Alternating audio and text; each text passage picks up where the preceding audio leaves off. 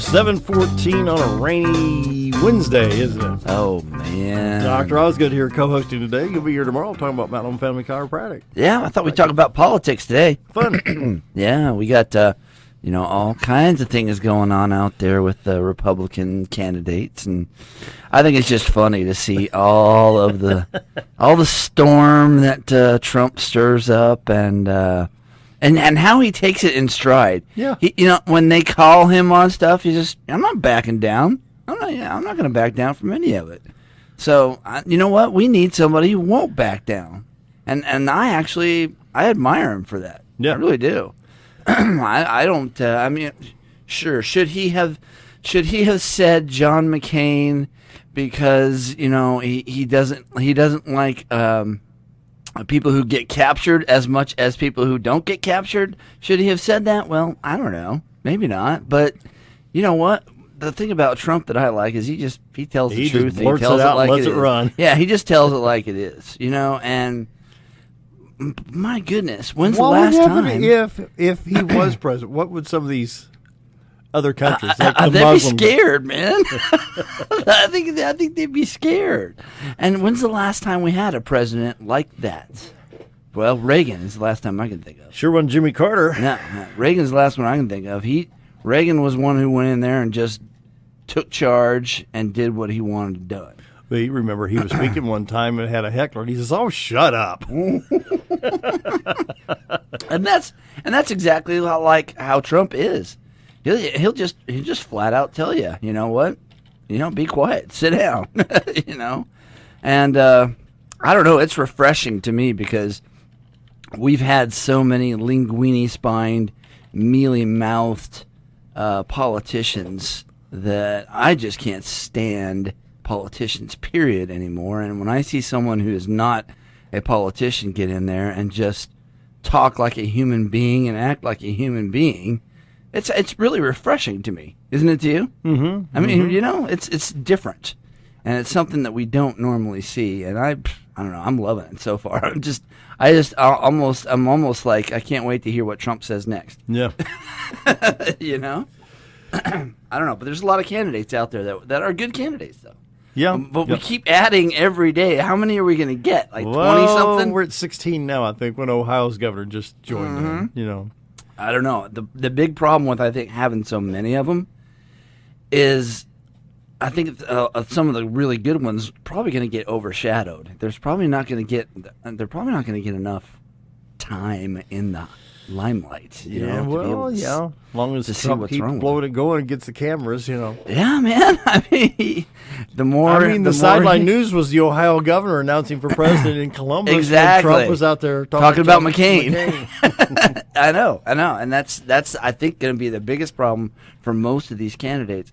They're not going to get the press time that's true that they need. They're not going to get coverage. So, well, this is interesting here. This happened in Inverness, Florida. A gun shop owner named Andy Hallinan. Oh, yeah, I remember that. Andy Hallinan is making some extreme changes. On Saturday, he posted a video to his Facebook page saying that he would no longer serve those from the Muslim community.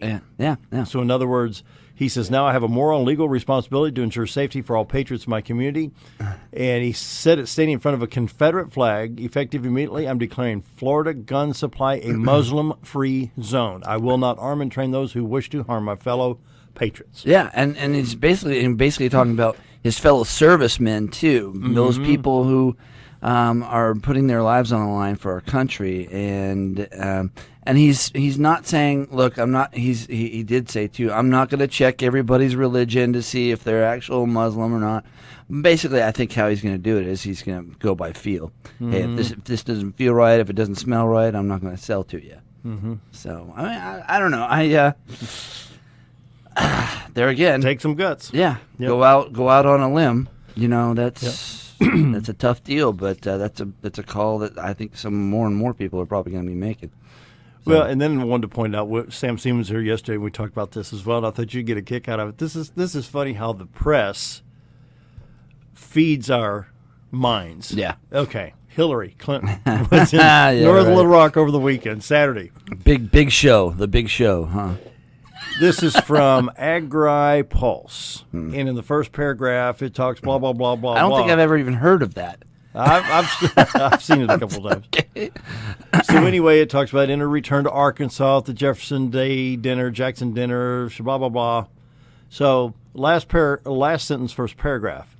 Just under 3,000 people filled Verizon Arena to hear Clinton speak. Okay, let's filled that arena, did they? Okay, listen. Just under 3,000 people filled Verizon Arena. Yeah. Okay, Verizon Arena holds 18,000 spectators. Yeah, boy, they filled it, didn't they? With 3,000. They must have been fat people. They must have accordioned off most of that stadium there. It's like I told Sam yesterday, there's 3,000 people in the bathrooms. Right. During most events. Yeah. But this is how they've worded it. Just under 3,000 people filled Verizon Arena. Uh-huh. Okay, 3,000 people will fit in the lobby. I mean, come on. Yeah. And to fill Verizon Arena, seriously, you Google it and it'll hold 18,000 people. Yeah.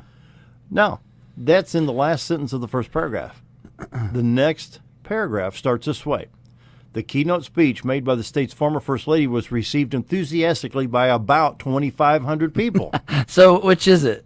Within one sentence, we've lost 500 people in an approximation here. I bet if they kept going, it'd be like 2,000, I mean, less than 2,000. Mm-hmm. Who really knows how many people were there? Well, I think in most of the... Now, wouldn't you think if they had Verizon Arena that they were expecting about 10,000? Well, yeah, I mean, at least 10. Yeah, at least 10. Half of the place anyway. But, I think that shows pretty much what Arkansas thinks about the Clintons anymore. I don't think we really like them that much. So, and even KATV Channel 7 in Little Rock has the same thing. It's basically the same lines. They say... and this is all how the press will feed us the words we want to hear. Right. Oh, well, Hillary filled Verizon Arena with almost 3,000 people. We're nearly 2,500 enjoyed the speech. Yeah. It doesn't really make any sense. Right. Yeah. I know. I think. Well, there again, Trump's the biggest one that's always in the news, and it seems like his events are always sold out. Every event that he's been to. In fact, there's one in Arizona that he just did, I guess, that they had to change venues because the venue that they first booked was too small. Really? So they had to go to a place that held more people. So you're getting record crowds, I guess, for someone like him. I can see that because a lot of people would like to actually see that.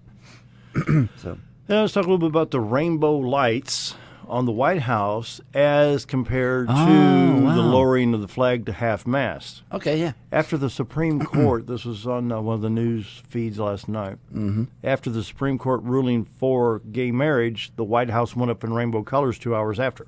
Huh. Yeah, it took 5 days to get the flag to lowered. half-mast. Yeah.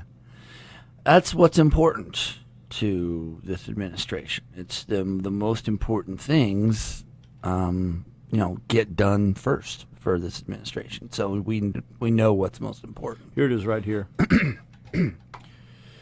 White House lit up in rainbow colors for gay marriage within hours, but it took 5 days to lower a flag for the dead military people in Chattanooga. Yeah, and didn't it take President Obama a while to actually get out and talk about it? I mean, I think he just did that, like maybe yesterday. Well, if I'm not mistaken, Governor Hutchinson had ordered the flags here lowered. Yeah, because I've seen them. I've seen them at half staff. Yeah, because the president didn't. Right. So the governor has the right to do it in the state, but when the president does it, it's. I think the governor of South Carolina did it too. Yeah. So, yeah. Priorities. They had to do it before the president of the United States would do it. That's priorities. Exactly right. I mean, the biggest priority for this president is not military servicemen. I mean, it's not at all. He has so many other things on his agenda that have nothing to do with military and protecting our country, obviously. So, and is this the change we wanted? Is this the change we needed? Open change, man. Remember, his campaign was "It's time for change." Oh yeah. Yeah, and the Greek Colosseum, we were getting someone, so big and so strong when we got Obama. Oh yeah, I forgot. Yeah. Mm-hmm. So yeah, where is that? I don't see that. So, And for somebody to be a constitutional scholar out of college, I think he's pretty well beat the thing up. he knows. I think he knows the Constitution. He knows what he wants to change. And I think he knows his way around it. Yeah. And he knows what he wants to change. Talk about hope and change. That was his hope and change. Yeah. So, change it. Change America. Fundamentally change America. That was his goal. And you know what? He's doing it. Yeah. He is doing it. But it seems like we have more unrest in our cities. Yeah. And these riots in Ferguson and Baltimore and things like that. The race. It's escalated like it was the 60s all over again. The race situation is far worse from him being in than it has been in the past. It's definitely escalated. Well, when you've got people rioting at a Democratic. Who's it, Bernie Sanders? Yeah, Bernie Sanders. When you've got people rioting at his get-together, when it's the Democrats who are responsible for for doing this. I mean, they actually rioted so much at his get-together that he had to stop. So, yeah. I'm Googling that now to see. Bernie Sanders. Quite a deal. Event. See if it pulls anything up. Yeah. Rush just talked about it a few minutes ago. That O'Malley and Sanders interrupted by Black Lives Matter. Right. Mm-hmm. That's it. Protesters in Phoenix. Mm-hmm. And the Democratic presidential candidates Martin O'Malley and Bernie Sanders were heckled and constantly interrupted during an appearance at the Netroots National Conference on Saturday as protesters over military brutality towards African Americans took stage in Phoenix. Yeah. O'Malley was eventually forced off stage after the protest, and his attempt to respond delayed the appearance of Sanders. Let's see. I think when Sanders eventually left the stage clapping and saying rhythmically, "Black Lives Matter, Black Lives." Okay, fine. Black lives do matter. You know. Yeah, and I think the biggest problem was he said Black Lives Matter, and then he also said and White Lives Matter. And when he said and White Lives Matter, all of those folks got irate. Yeah. So where did this all start? It starts in the White House when, in my opinion, a lot of it started when Al Sharpton showed up in Ferguson. Exactly. If President Obama wanted to stop the madness when it comes to race relations, he could have quelled most of these issues by actually getting on and talking to both races and just talking about what is important. But he's never done that. And the president has not come out in support of the police department. So look at it. He's not supporting the police department. He's not supporting the military. No. It's like he's not on our side. Yeah, and he's on the side of the thugs. And it's almost like he likes it. It's almost like he likes it. Yeah. Because if he didn't like it, he'd be doing something about it. He'd actually be trying to put a stop to it. But he's not. He's actually promoting it. And that's what you just said. I mean, it's the worst race relations we've had in years. I remember the 60s. 67, 68. Watts riots and all that stuff. Well, the Democratic National Convention in 68 in Chicago. Oh, how ironic is that? Yeah, in Chicago. In Chicago. A riot with the Democrats in Chicago? Wow. Yes, it did, 1968. Yeah. Remember that one? Mm-hmm. That was a doozy.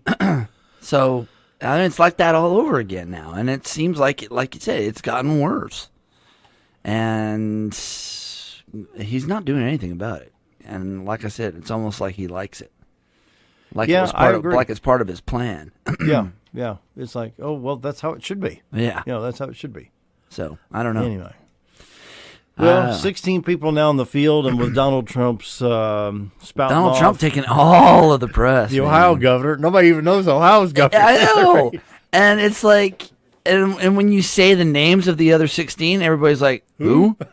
I never heard of these people. I can't even name them all. No, I can't either. I don't even know. I know Ted Cruz and Mike Huckabee. I know the main ones, and that's about it. And Walker out of Wisconsin. I can't even pronounce Scott the Walker, name. yeah.